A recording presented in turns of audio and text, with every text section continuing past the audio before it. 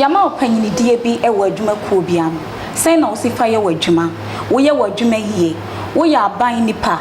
Edie na wo ye ema youth no so esua. Ewo the royal leadership so no. Ye kyerɛkyerɛ niema ekoso ewo memu ha. Said ye mpanyimfo no eniema omo ye yensuo ye nuane. Sen na osifa bɔ ho ban ede maye. Ene panyini nwonyamfo bi wo menchen ha ni din ane Prince Owusu. Last week no na leadership na ned ye hwe sanitation. Me amedi dwumadi ni mediane Petra Owusu. Ye twen ho sema irevasisia. Pack TV, the pride of Africa. I reform me mama kwa baby about the royal leadership shoes. So said they make me guest amenya wo menchen Mr. Prince Godbrain Owusu ono na menya no amene na ba bisua de afa sanitation. Daddy me mama kwa ba. Yeah, enya.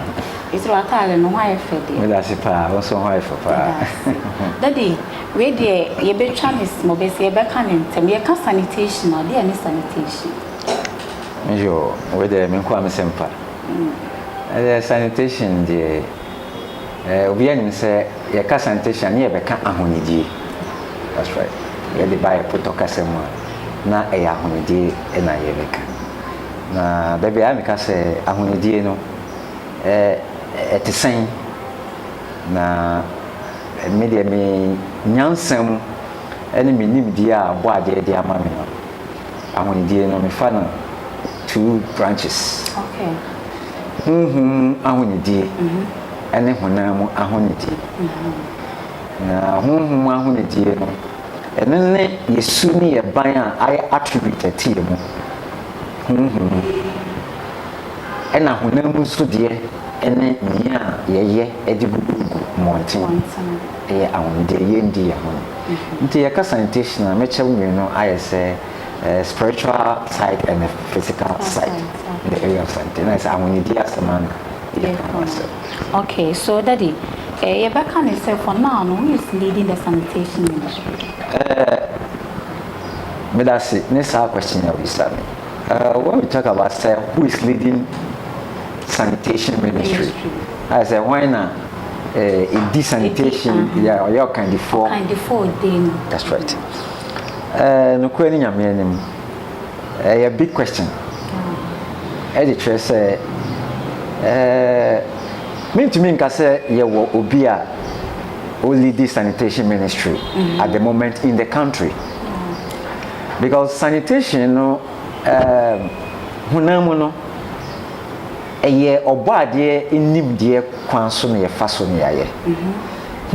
So eye obade inimdie kwanso na ye faso na yaye. Ni nyina na say cleanliness is next to godliness. Yeah, it's true. It's ye ka say why na odi sanitation anim kan no o kan di fo no ye ka kan di fo na nyame so na ye den ye ka na sel na nia odi sanitation anim no ye misa say e de ben adesua e no wo e wo obo ade nsa no adwuma asase ye obo ade nsa no adwuma na ade bia ye obo ade nsa no adwuma no se wonni nyankopon mu nimde a na wonsua nyankopon nsa no adwuma ho nimde a ebe din sa ade bia ye natural I free nyankopon ho no ebe din sa obetumi adi anim kan ana say wahweso yi my sample I say last time I ba na me can be concerning your forestry